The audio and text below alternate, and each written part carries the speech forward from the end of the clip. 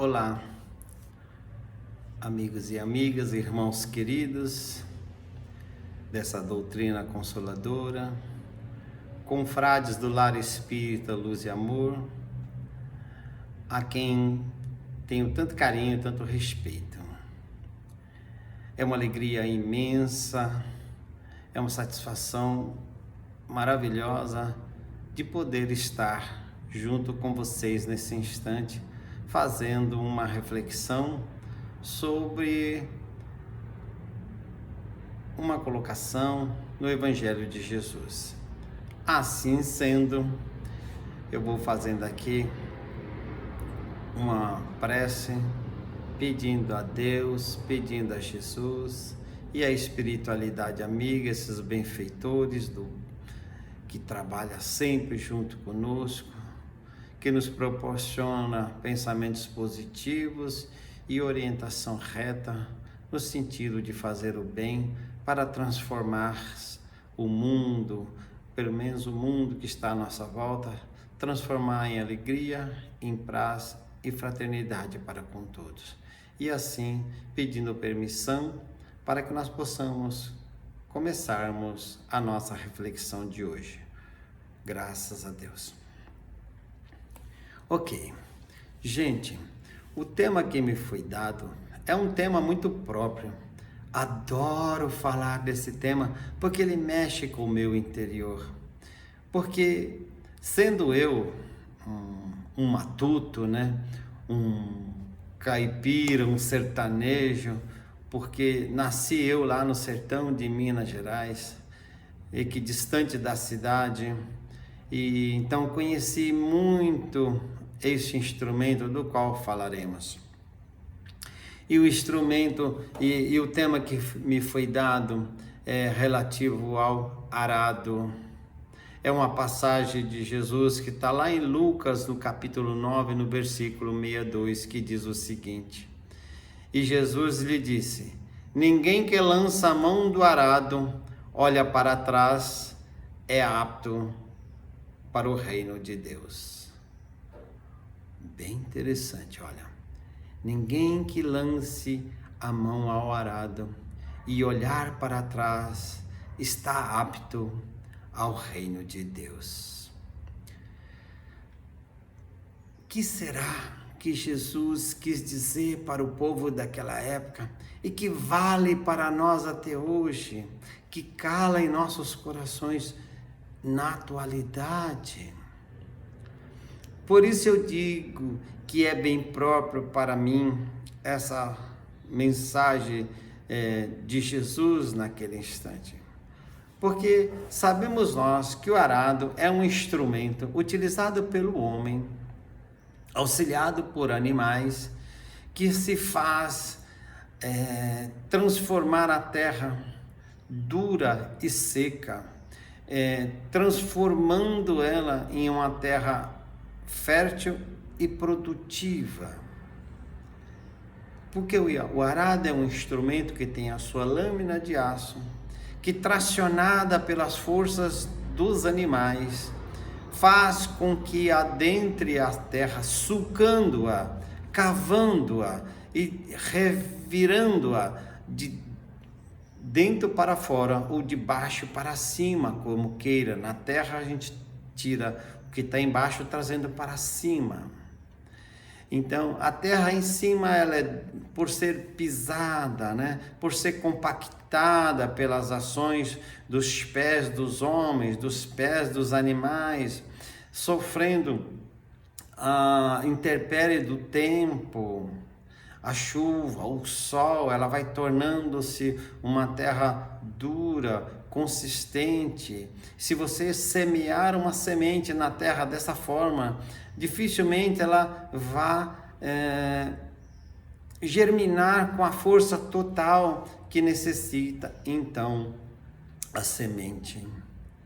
Quando o homem opera-se com o arado, ele faz revirar esta terra, e a parte mais fofa, a parte mais úmida, a parte mais, como poderia dizer, mais fértil da terra, vem para cima. E quando ele colocar a semente, a umidade dessa terra, a leveza dessa terra fazer com que essa semente se germine e as suas raízes vão crescendo sem encontrar tanta resistência do qual ela encontraria na parte de cima da terra. Então, esse recurso de arar a terra é para facilitar a semeadura dos alimentos, para que ela se fecunde mais fácil e tenha mais forças para poder crescer, produzir fruto, crescer, produzir semente, crescer, produzir os grãos que vão transformar mais tarde em alimento em nossos pratos. Então, esse é um formato que se tinha naquela época. Essa é uma das coisas que eu fiz na minha idade de 13, 14, 15 anos lá no sertão. Hoje não se usa mais esse recurso com bastante, em grandes proporções, poderíamos dizer, porque hoje nós temos outros recursos, né? Hoje nós temos os tratores, as enxadas agrícolas pela força motriz do trator, as habilidades hoje são diferentes daquele período. Mas para nós entendermos, o arado simplesmente não produz nada sozinho. Ele precisa da força do animal e precisa da força do homem para que o guie na terra. Entendendo que o animal arrasta o arado, mas quem guia esse instrumento são os braços fortes do homem, para que ele siga numa linha paralela, para que ele tenha uma linha reta. Se a topografia do terreno exigir que se faça uma curva, essa curva será feita pelo próprio direcionamento do homem, mas que essa curva seja paralela com as outras linhas, seja de baixo ou de cima, para que ela obedeça e fica simetricamente igual nas medidas necessárias para a sulcagem da terra. Então precisa de habilidade. Se o homem pegar no arado e ficar olhando para trás, a força dos animais arrastará o arado, mas será levado para onde os animais seguir. Se não for guiado pelo homem, essas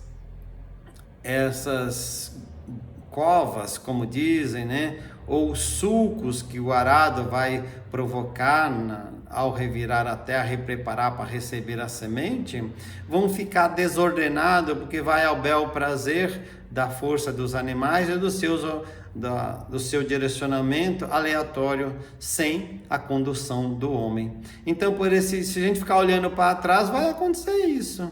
Então, quando Jesus disse que aquele que se alçar a mão do arado e olhar para trás, não é apto para o reino de Deus. O que ele quer dizer com isso? Nós que temos a nossa vida pregressa, que às vezes não foi uma vida fácil, satisfatória aos olhos de Deus, satisfatória aos olhos de Jesus, satisfatória aos olhos da espiritualidade, que são eles que nos coordenam. Se nós não tivermos um olhar voltado para frente, para o nosso futuro, para a nossa conquista espiritual, com certeza, se ficarmos focados no passado, viveremos no passado, não programaremos o nosso futuro, não vislumbraremos lá na frente o reino de Deus. Por isso, a necessidade de nós entendermos o que Jesus quis dizer com isso. Era um exato momento quando Jesus estava preparando os seus seguidores, em especial os seus apóstolos, né? Naquelas reuniões que ele sempre fazia para demonstrar o evangelho através de obras. para atingirmos as coisas divinas através das nossas obras, dos conhecimentos, então Jesus começava a preparar os seus apóstolos para aquele período. Assim sendo, ele estava fazendo a sua dissertação, e alguns daqueles que estavam lá ouvindo e quis seguir Jesus, começaram então a fazer algumas ponderações. Houve uma pessoa que diz o seguinte: mestre, eu te seguirei, mas deixe que eu vá lá primeiro enterrar o morto, né, que seria o pai dele, né? Então deixa que eu vá enterrar o meu pai. Jesus disse o seguinte: deixai que os mortos enterram os mortos. E ouvindo aquilo, ele não entendeu, então preferiu ir cuidar da morte do seu ente querido. Outro, da mesma forma, falou: Jesus, tá bom, eu posso segui-lo também. Porém, deixa que eu vá despedir da minha família. Aí é quando Jesus fala: aquele que alçar a mão, né, no arado e olhar para trás, não é apto ao reino de Deus. Se você estiver preocupado em fazer só coisas que agrade ao semelhante, se você estiver preocupado em fazer as coisas só para agradar aos seus queridos entes, se você estiver preocupado em fazer alguma coisa para servir somente primeiro àqueles que lhe são caros, com certeza você vai deixar de fazer alguma coisa em benefício de outros que precisam muito mais de você. Obviamente que a nossa família tem um valor incomensurável, né? Obviamente que nós vamos fazer tudo para que ela tenha um norte. Devemos cuidar dos nossos familiares, dos nossos pais, dos nossos irmãos. Devemos cuidar de nossos filhos na orientação, de mostrar o lado bom das coisas, de mostrar o lado divino das coisas. Obviamente que sim. Mas não podemos valorizar mais do que os bens espirituais, porque precisamos cuidar da nossa família, sim. Dedicar a eles nosso tempo, sim. Dedicar a eles o nosso amor, sim. Mas ia ter muitos lá fora que, às vezes, num momento muito especial, está precisando mais de nós do que propriamente a nossa família. Então, o que devemos fazer? Olhar para essas pessoas. Porque para ser grato a Deus, é necessário fazer algo em benefício a Deus. E como é que nós agradamos a Deus? Praticando aquilo que Ele espera de nós, cuidando da sua obra. E qual é a obra principal de Deus? A obra principal de Deus somos nós, humanos, somos almas humanas. Então devemos dedicar o nosso carinho para aqueles que são a obra divina, ajudar a quem precisa. Lembrar de Jesus quando falava em uma outra dissertação que ele teve fome e não deste o que comer, teve frio e não foi agasalhado, e teve doente e não foi visitado, esteve preso e ninguém o visitou no cárcere, esteve nu e ninguém vestiste. Isso é uma dissertação, talvez não na mesma ordem do que eu estou falando aqui. E um dos seus apóstolos e discípulos pergunta a ele: mas mestre, quando foi que nós tivemos com fome e não demos o que comer? Quando foi que nós tivemos com sede e não te demos o que beber? Quando foi que você estivesse nu e nós não conseguíssemos uma túnica para te cobrir a pele? Quando foi que estivesse doente e nós não te visitamos? Aí Jesus responde: toda vez que você fizer para um desses necessitados, alguns desses pequeninos, és a mim que estás fazendo. Observem que para fazer para Jesus é só fazer para o nosso semelhante que necessita. Portanto, esquecemos o nosso passado.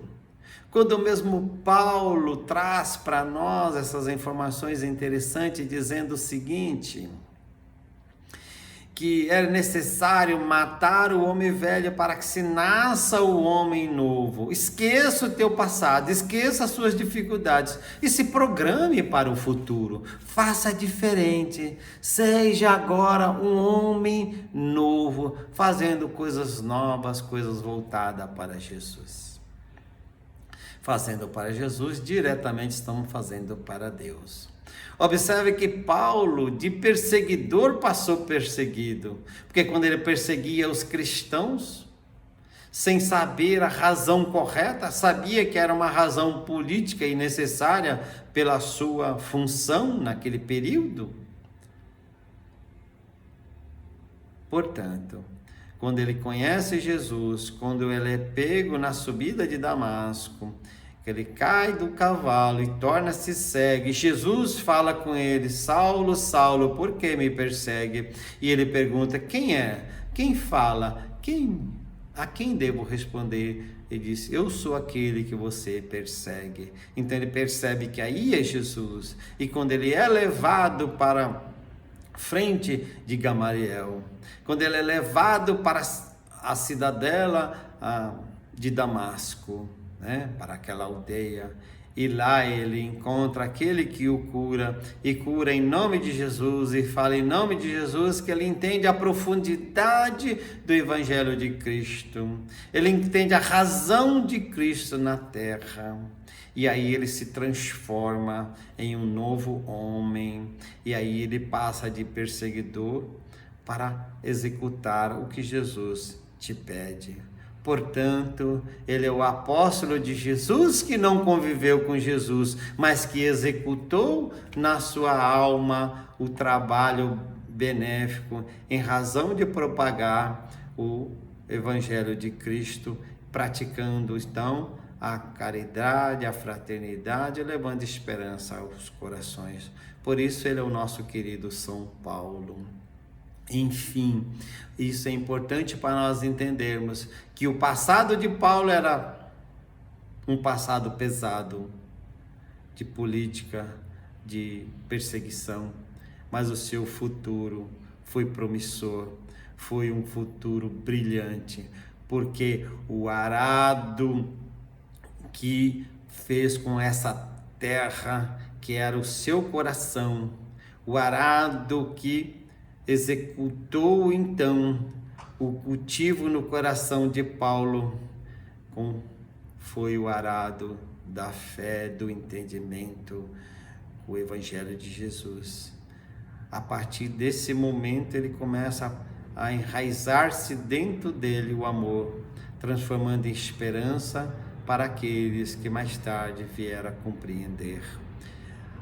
Se Paulo estivesse ainda tentando colocar o Evangelho de Jesus, mas preso no seu passado, ainda sendo um aniquilador, ainda sendo uma pessoa déspota, ainda, mesmo que ele acreditasse em Jesus, mas não colocasse em prática a sua obra, não fertilizaria o seu coração, não germinaria o amor pelo Evangelho de Jesus, para que ele fosse apto a entrar no reino dos céus, no reino de Deus, no reino de Cristo. A Bíblia é cheia de citações dessa para nos valermos disso. Se nós buscarmos lá no Gênesis, no capítulo 9, nós vamos encontrar também uma citação de Ló. Ló, que era aquele homem especial, sobrinho de Abraão, que tinha uma função especial na terra também, que foi visitado pelos 2 anjos que via guiá-lo naquela terra de Sodoma, mas que ele deveria sair dali porque ele era um homem bom e um homem que poderia construir o bem. Quando aqueles 2 aqueles dois anjos o aconselha a sair da cidade e vai acompanhá-los para que eles saíssem dali, só fez para ele uma referência, que a sua família, ele, a sua esposa e as suas filhas e os genros, saísse daquela cidade e ia encontrar novo vilarejo, para que eles seriam felizes e auxiliariam na conquista terrena daquelas outras comunidades. Então ele só tinha o propósito de seguir, mas que tinha uma recomendação, que ao sair da cidade que não olhasse para trás. Eis que a sua esposa, nem o nome dela é citado na Bíblia, porque a informação é para trazer para nós aqui a referência de Ló. Eis que a sua esposa, ao sair daquela cidade, quando estava quase já para virar o monte, ela vai olhar para a cidade que a acolheu era uma cidade fértil, a terras férteis, que produzia de tudo, tinha conforto, tinha comodidade, e agora ela tinha que sair daquilo lá, daquela cidade, e encontrar um novo local, para depois se dedicar novamente, até conquistar tudo aquilo que estava deixando para trás, causava para ela um pesar. E eis que ela quer olhar para deixar para trás aquilo como formato de despedida. E eis que quando ela olha, ela é transformada em uma estátua de sal. Ou seja, a recomendação era que não olhassem. Essa recomendação de Jesus serve para nós também.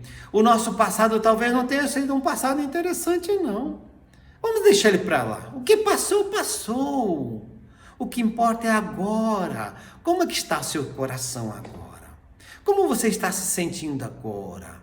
Conhecendo um pouco do Evangelho de Jesus, assistindo às palestras, adquirindo novos conhecimentos, assistindo aulas, vendo os cursos que as casas espíritas promovem.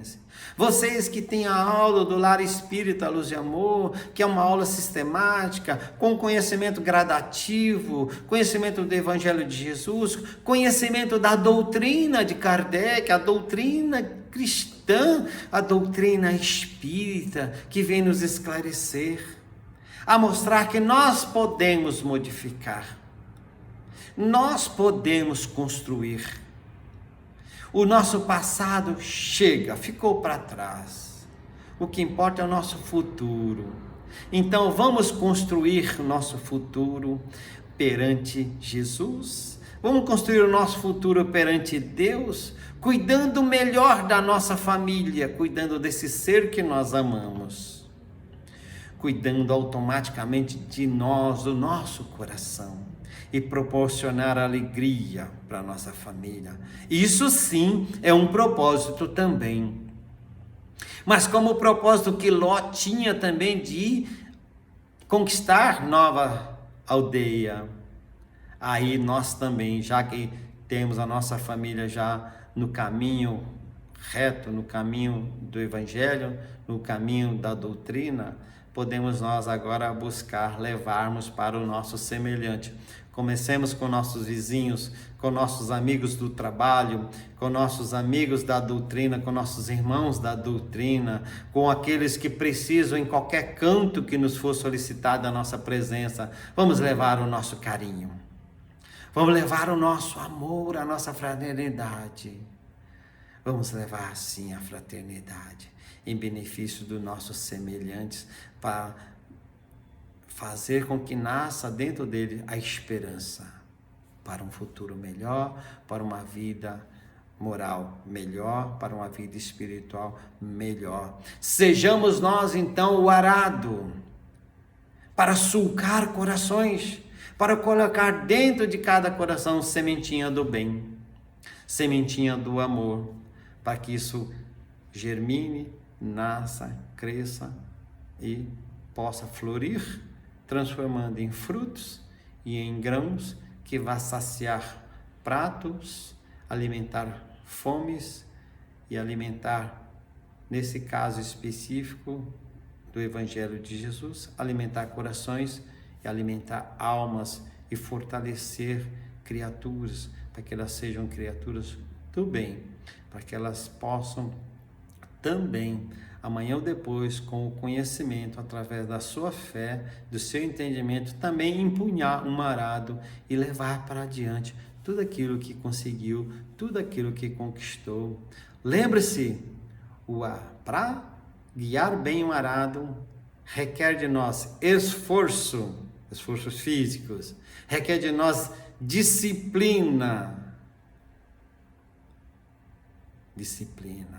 e, acima de tudo, esperança. Então, vamos nós ararmos os nossos corações, já que empunhamos ele, esquecendo o nosso passado, não vamos olhar para trás, vamos olhar para frente.